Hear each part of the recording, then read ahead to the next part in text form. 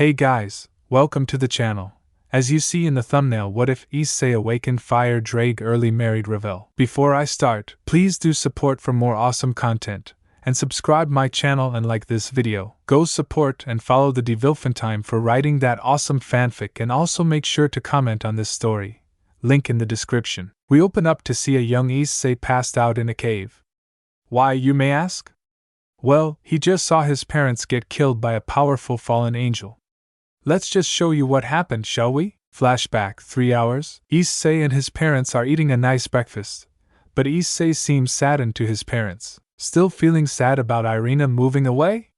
His mother said in a sympathetic tone. Issei just nodded. Before Issei's mother could say anything to cheer up her son, the door suddenly burst off its hinges, revealing a pale man with red eyes, black hair, elf ears and 10 black wings coming from his back. To Issei, everything went silent as he saw his dad try and step forward to confront the man, only to have a spear of light rammed through his chest. The silence grew even more deafening as his mother was also killed. That's when a voice rang through his head. "Do you wish to live, boy?" the voice asked. But Issei tried to say, but the words caught in his throat. "Don't speak out loud. Just think of your response, and I'll hear it. As for your parents, they are dead, but if you want to avenge them, you have to survive," the voice said. "Okay, what do I have to do?" Issei thought. "Give me a part of you, and I can give you enough power to escape. I may have to take control of your body though," the voice admits. Issei is silent, both in his mind and to the outside world. He then responds in his head, and heeds the voice's instructions. "I, Issei Hayadu, offer my eyes, my ears, and a half of my soul to Wide Draig Gotch, the Red Dragon Emperor of Domination, so that I may access his power." The room then bursts into red light for a few moments before, as Kokobile charges forward to kill the boy, flames burst out as well, starting a house fire, and much to his shock, began to burn the rogue fallen, who quickly teleported out of there. Draig then used a quick dragon gate to get Issei out of there, with the dragon gate putting them in a cave that Draig recognized as one he dwelled in during his younger years. Due to what happened though, the boy quickly passed out, and that's how we got to this point. Time skip to when Issei wakes up, brought to you by the author working on this at almost 5 in the morning because they have a fucked up sleep schedule. Once Issei woke up, he couldn't help but notice the various new sensations going through his body. First off, his hearing. Before anything else, his sense of hearing was in use, taking in stimuli from an untold distance away to the small child. The second was when he opened his eyes. It felt brighter than he'd ever experienced. Almost by instinct, he was already taking in his surroundings, being calmed by the cave around him. And with that came the third sensation, that of 2 new appendages on his body. Looking behind himself, he saw 2 red, bony, draconic wings, with the bones being surrounded in almost ethereal flames, and the membranes between them not being there. Draig laughed inside Issei's head at the sight of the wings, but his voice also held a bit of confusion. "So I wasn't seeing things? This is great." Issei, being a curious and confused little kid, decided to ask Draig. "What has you so excited about my wings?" "Those are my old flames. That's why they managed to burn that man even a bit," Draig said in jubilation. "If you train these, alongside my other abilities, you may be able to kill a god later down the line." Issei, understandably, was shocked by this. Kill a god? It almost seemed incomprehensible to him. He looked his wings again. "Draig, why is there no skin on my wings?" "Simple, the flames around the bone will expand the stronger you get until your wings are full when you get strong enough. Basically, you aren't strong enough for that, at the moment." Issei looked down in disappointment. "Well, you sounded confused earlier." "Why was that?" Draig sighed. "Well, my wings didn't look like yours do. It is interesting though, for 2 reasons. One is a thing that I never really found in my lifetime, a dragon's destined mate. It's similar to your human concept of a soulmate. Now, if a dragon's mate, or possibly mates, isn't a dragon themselves, but has wings, then the dragon's wings will take on a form similar to their mates, with some differences. The second thing is mostly unimportant though. I'll bring it up if it comes up." Issei was curious, but decided to let the second point go unanswered. Draig had saved his life after all. Issei was a little more curious though. Well, how can I tell who this mate is? From what I remember Tiamat telling me about it before a few things happened, you'll feel the desire to be near the person, and a nearly endless desire to keep them safe. Also, touching them in any way will fill you with a sense of pure euphoria. Hello, I don't want to do a training scene, so time skip to an interesting scene. This is about 2 years before he enrolls in Ko Academy. As a now older Issei was going around in his training, he got a strange feeling. Almost like the feeling he gets from his own flames, but different on a fundamental level. Heading towards the source of that feeling, he saw a blade that appeared to be made of nothing but fire stabbed into the ground in front of him. I was wondering what happened to that old weapon. It's the flaming sword of Eden, a holy weapon made to destroy any being it cuts on a spiritual level, Draig said in a nostalgic tone. Issei, being a rather impulsive dumbass, simply grabbed the sword. Lucky for him, it recognized the power of his flames and responded well to them. He then absorbed it into the boosted gear, and went on with his day. Isn't it great to be back? Issei asked to no one in particular. He still got a response though. That it is partner, Draig said peacefully. Now if you need me, I'll be taking a nap. Issei rolled his eyes as he finished packing a school bag. After doing that, he was off to school. When he showed up though, he was actually a bit shocked.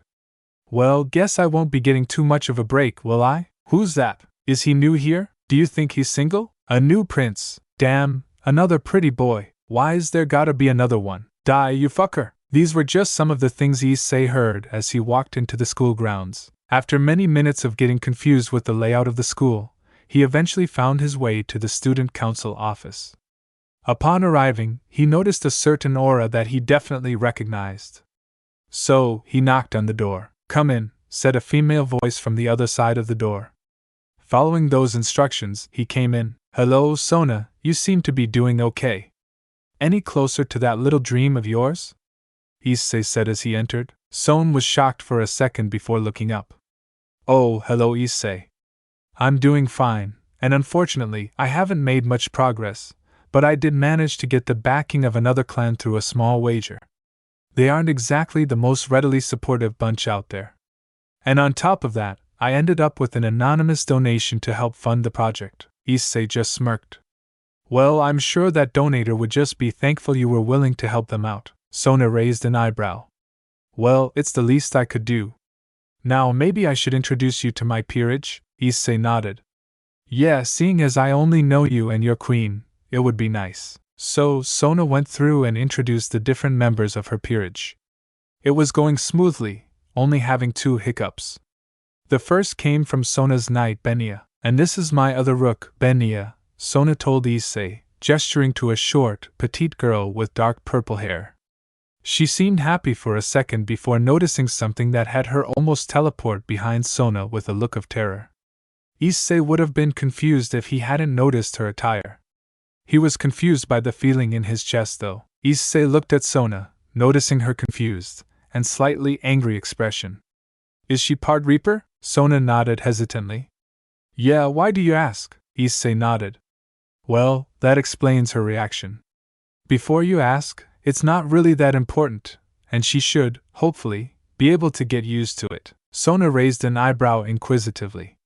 And seeing as how it seems to be affecting one of my servants negatively, maybe you should tell me why she seems so scared. I'll tell you after the introductions are over, okay? He asked, trying to put off explaining himself. If you insist, but you will tell me what had her reacting like this, Sona stated with a tone of finality. So, introductions continued with a little more hesitation until they get to the last introduction. Sona's pawn, Saji, and then, my last piece Sona starts, and before she can finish, the person in question started gloating. The name's Saji Genshiro. I took up 4 pawn pieces to even be reincarnated. What do you have on that? The boy said with a tone of arrogance. Issei turned to Sona. Is his sin pride? Sona just nodded, rubbing her eyes in disappointment. Unfortunately, Issei rolled his eyes. Go figure. Want me to correct his thought process? Sona just smirked at that. Well, as long as you aren't late for class, then sure, Issei nodded. Then it can wait until after school. I tend to get carried away with stuff like this. Sona told him that was fine, and was about to move on and give Issei his schedule. Unfortunately, Saji was a little prick. What, too scared to face me? I bet you're too weak to even lay a finger on me. Issei could feel his eye twitching at that. You do not insult a dragon's pride like that. Before anyone could react, Issei was behind Saji, holding the boy's left arm in his hand. What was that? Something about being too weak to hurt you. I don't even need my flames to destroy you. He then turned to Sona, with his eyes wanting to move to Benia. Well, you're done with introductions, so I think it's about time to tell you the reason for that little reaper's fear. She saw the brand of Tartarus on me. Benia flinched back, which gave Issei a small feeling of regret, which confused him more. He'd worry about it later though. He had an arrogant bastard to deal with. He then shoved the detached arm against the torn flesh where it used to be and summoned a strange type of fire, which almost seemed to move like water. Saji then began to scream in agony. The other members of the peerage, other than Benia, were about to step in, but Issei just stopped using the fire, and the arm was now attached again. The fires of the river Phlegethon. They burn 1,000 times more painful, but will heal any wound done to your person. One of the abilities that comes with this brand, Issei said calmly, patting Saji on the back. Now can I have my schedule so I can get to class? Sona nodded and turned to Benia, who looked both scared, but to a much lesser degree than before. In fact, she looked amazed more than anything. She then handed Issei his papers, and said goodbye. Once he left, Saji stood, panting. How do you even know him?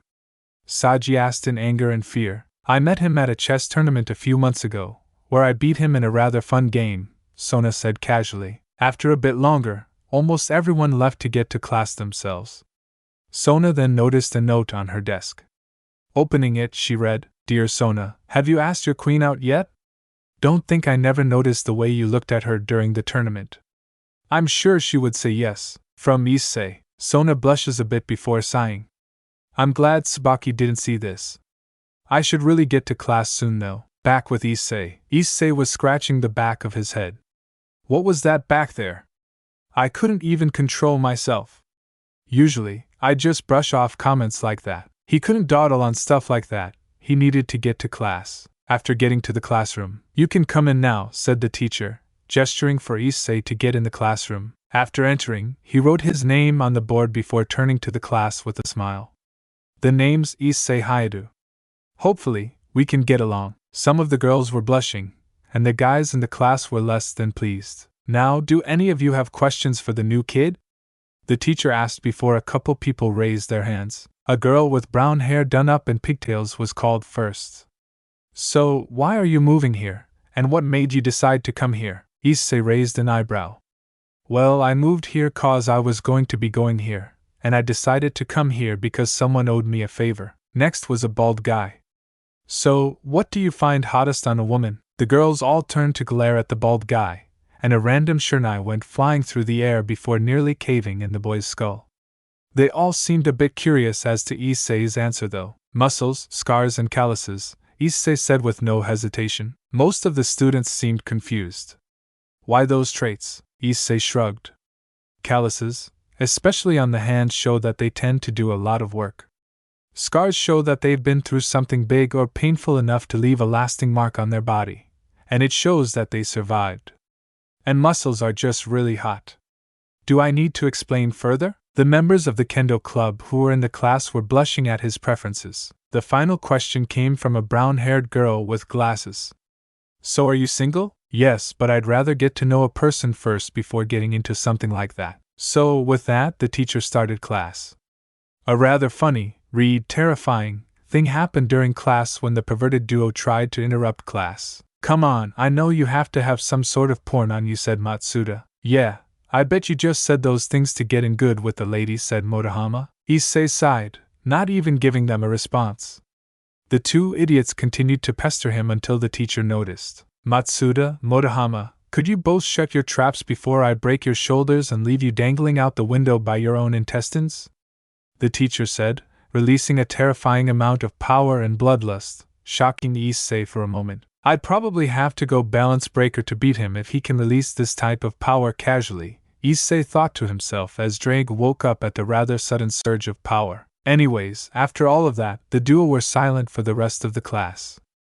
After all the classes though, something interesting happened though. Hello, I've come to collect Issei Hayadu. He's in this class, right? Asked a blonde pretty boy. All the girls in the class just started fangirling at his very presence. Issei rose his hand. Yeah, that's me. I'm guessing I should just follow you. Kiba nodded, and the two walked away. Once he was sure he was alone, Issei spoke up. So, anything I should know, little devil? Kiba would have been shocked if he hadn't been warned about his knowledge of the supernatural by Sona and Rias. Instead, he just answered. Rias is likely to ask if you would join her peerage, but I can't really think of anything other than that. Issei nodded. Okay then, let's just get there as quick as we can. I have a foolish boy to beat half to death. They both just walked off, spending the rest of the walk in a companionable silence, neither feeling the need to speak, both feeling the other's power as a brawler and a swordsman respectively. Time skipped to when they got to the ORC. Kiba was about to knock when Issei grabbed his hand. Looking back, Kiba saw a devious smirk on Issei's face. What is it, Issei? Kiba asked, a bit curious. Issei's smirk grew wider. How about we enter with a little flair? Kiba rolled his eyes, but decided to play along, his nature as a warrior compelling him to say the next thing. Okay, but we will fight as warriors at our soonest possible convenience if I help you, Issei giggled. If you want to fight, then I'd be happy to oblige. How about we give each other a little taste of that fight to each other? No sacred gears, no ultimate techniques, you just summon a basic sword and fight me as if we were warming up. Oh, and if you don't mind, I'd like a pair of knuckle dusters. Kiba couldn't help but grin at that, seeing what Issei was planning. Sounds good. Meanwhile, the people waiting in the room suddenly heard a clash of steel on steel as a burst of air pressure blew the doors open. Standing there, blade clashing with fist as unparalleled speed, were Kiba and Issei, seemingly duking it out. Nobody noticed that neither was using any powers or enhancement. Kiba wasn't even using his night piece. They then jumped away from each other, and before they could lunge at each other again, Rias called out. What in the hell is going on here? Issei gripped his hands as tight as he could, shattering the knuckle dusters, and Kiba simply got rid of his sword. A little spar, which we will continue later. And I must say, I can't wait, Issei said, having felt how much Kiba held back so his sword wouldn't shatter. Kiba nodded, giving the club members a handsome smile. Behind that practiced smile, though, was a certain type of joy. He felt how much Issei was holding back, and he wanted to see just how far they could push each other. Ria seemed slightly unconvinced, but she also knew how Kiba was about his fights. He may be a gentleman, but the second he crossed blades with someone, he became a warrior who put his hopes and dreams behind his blade, and would go into every fight with the mindset that it could very well be his last. Knowing this, she nodded hesitantly. Issei sat down on an available couch, waiting for something to happen when he noticed a string attached to Rias. A contractual bond, huh? Issei said to himself. Rias raised an eyebrow, curious. What do you mean by that? Issei shrugged. I mean that there's a string on you. It's attached to your soul, and is formed by some sort of contract. Now, I'm not Eros or Aphrodite, so I can't tell what kind of contract, or even who it connects you to, but it doesn't look too willing on your part. Rias, naturally, tensed up. And how can you see that string? A deal with Aphrodite. I help her with one of her many issues. She gives me the ability to see bonds if I focus on them, Issei said nonchalantly. So, Rias told Issei a bit about what she was going through. Do you want me to help you a bit? If nothing else, I can at least help you guys train, and possibly find some good equipment, Issei offers. Rias smiles happily and accepts the help. After all of that, Issei left, having hammered out a basic training schedule with the ORC. Just as he was about to leave the school, he felt an almost overwhelming sense of dread and anger flood his soul. Going off of his instincts, which had never led him too wrong before, he dashed back into the school and found Saji grinning maliciously while holding up Benya by the neck, ripping off the bottom half of her uniform while using the tendril from his sacred gear to keep her from screaming. This sight sent Issei into a minor, downright homicidal, draconic rage. In nearly an instant, Issei flashed behind Saji, breaking the arm that had torn off Benia's uniform skirt. He then summoned some fire to burn the tendril, gagging Benia, being careful to not let them burn her. Once it was burned and away from her mouth, Issei punched Saji in the chest, breaking a few ribs in the process and knocking him away. He then turned back to the girl he just protected. Glad I showed up before he could do anything worse. Before Benia could respond, Saji tried to attack Issei from behind. In response to this, Issei just spread his wings, revealing almost angelic-looking wings of fire with ashen bones appearing to absorb all light around them, knocking Saji back.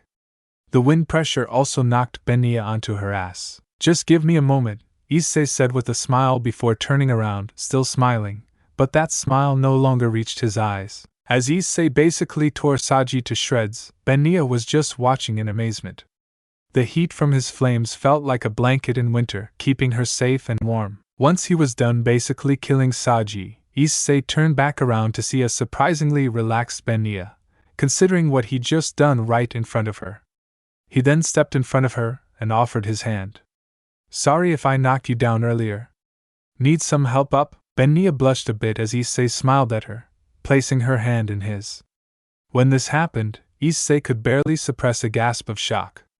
He then smirked and edged the back of her hand, activating his ability to see bonds, and sure enough, there was that string. He saw 2 more coming out of himself and 2 more coming out of her, the bonds intertwining, going to the same people. Well, I'll be off for now. See ya tomorrow. Benia nodded, unable to process what had happened for a moment. That's when one of her eyes turned pure black, think demonic possession eyes from Supernatural, and looked. There, she saw just what Issei had seen not even a minute prior. She didn't have time to respond or run after him before Sona showed up in a panic, noticing the tears in Benia's eyes. What happened here? Sona asked, clearly distressed. She then noticed the state Saji was in. Well, I caught Saji trying to buy some illicit pictures of UF from the perverted duo, so I stepped in. But he didn't take it too well, Benia started, genuinely trying to tell Sona what happened. The pictures are in his pocket, if you need proof. Sona nodded and gestured for her queen to search his pockets, and sure enough, there were pictures of Sona in various states of undress with the perverted duo's signatures on them. Needless to say, she was extremely pissed off at the photos, but smirked, since it would give her a chance to expel the 2 perverts. She then processed the last parts of Benia's statement. What do you mean by he didn't take it too well, Benia? Benia shrunk in on herself a bit more, and Sona finally took note of the state of Benia's uniform. No, Benia's lack of response was more than enough confirmation. Saji's evil pieces were promptly removed, along with his life. Also, scene changed to Issei. As Issei was walking out of the school, he couldn't help but feel a sense of joy and elation. After all, he'd found one of his mates. That good mood was soured at the thought of what had nearly happened, but he'd protected her, at least. While leaving the school building, he saw a girl with pitch black hair. He was about to just leave her be, but she stepped in front of him, blocking his way. He also couldn't help but notice the fact that she was a fallen angel. Not a strong one, but still. Hey, I'm Yuma Amano. Would you like to go on a date with me? She asked with a false happiness that would have been convincing if it weren't for her being terrible at keeping her intentions from reaching her eyes. Issei smiled politely. How about no? There's already someone I'm interested in, and you aren't really my type. As he says that, he walks closer before leaning down to whisper in her ear. Besides, you aren't very good at masking your intentions, little crow. With that, he walks off, making sure to cut through the park when he sensed the Fallen following him. After a few minutes, a barrier was put up, and the Fallen, with her wings out, attempted a dramatic and terrifying entrance. So you saw through my facade. Not bad, little boy, but even then, someone with as little power as you could never hope to beat me. She begins to cackle, shifting into her true form. Issei just sighed before responding. Azazel, Serzex Lucifer, Michael, Shiva, Ophis, Great Red, Ajuka Beelzebub. Do you know what all of these people have in common? Rainier looked at him in confusion, her instincts telling her to run away before it was too late. When she didn't answer after a few seconds, Issei responded for her. They'll all have enough power to level countries just by flaring out their power if they really wanted to. Hell, Xerxes and Shiva could wipe entire realms from creation just as easily. You know another thing they all have in common? This time, he didn't give her time to respond. They all have such great control over their power that they can interact with much weaker beings. Now I'm not anywhere near that level, at least not in base, but still. Rainer then said possibly the worst thing she could have said in this situation. Oh, and you think Lord Kokabille isn't on that list? He could easily do something like that, if he wanted. At that statement, Issei made a small change of plans. Oh, and who sent you here and why? Rainer rolled her eyes. Azazel sent me to observe a sacred gear user, then keep a different one safe when she arrived. But Lord Kokabille gave me the much better order to kill you and the girl. Issei's eyes narrowed for a second. And do the other fallen in town know about this little change of plans? She stared, laughing. No, why tell them when I could get all the glory for myself? Issei started to chuckle maliciously. Oh, you'll wish they were in on the plan. He then flared out his power and bloodlust, making Rainer feel as if she were getting stabbed through the chest, and that if she moved even an inch, she would meet her end. Now then, do you know of any other plans he has? If so, tell me. Refusal will lead to pain and agony. Rainer spit in his direction. Why would I tell some weakling like you? In response to this, Issei went behind her, grabbed one of her wings and began breaking all the bones inside it, making the girl scream in agony. After that, he used the flames of the river Phlegethon to heal the wing painfully. I'll ask you one more time, does he have any other plans that you know of? Rainer shivered in fear as she felt his hands near her wings again. He doesn't tell me much, but I overheard him saying something about getting the Excalibur fragments, or something. Please, I don't know any more than that. Issei contemplated that for a moment, allowing Rainer to move a bit further from him. Well, thank you for the information. Now then, as thanks for this information, I'll give you a choice, either die painlessly to my blade, or die less painlessly to my flames. Your choice. Rainer's eyes widened in terror, as she immediately tried to run away. Issei sighed. Guess you chose flames. With that, he focused on Rainer's body and power, immediately using them both as kindling. Then, with a snap of his fingers, Rainer burst into flames, her screams echoing through the area. Once she had burned to ash, her barrier falling quickly after, Issei put the flames out and walked home, ignoring the shocked girl with white hair hiding behind the bush. Thanks for watching this video. You really enjoy this video. Like, subscribe, and comment down below, and turn on that bell notification. Don't forget to support and follow DevilFunTime for writing that awesome fanfic, and also make sure to comment on this story link in the description. See you in the next video. Goodbye.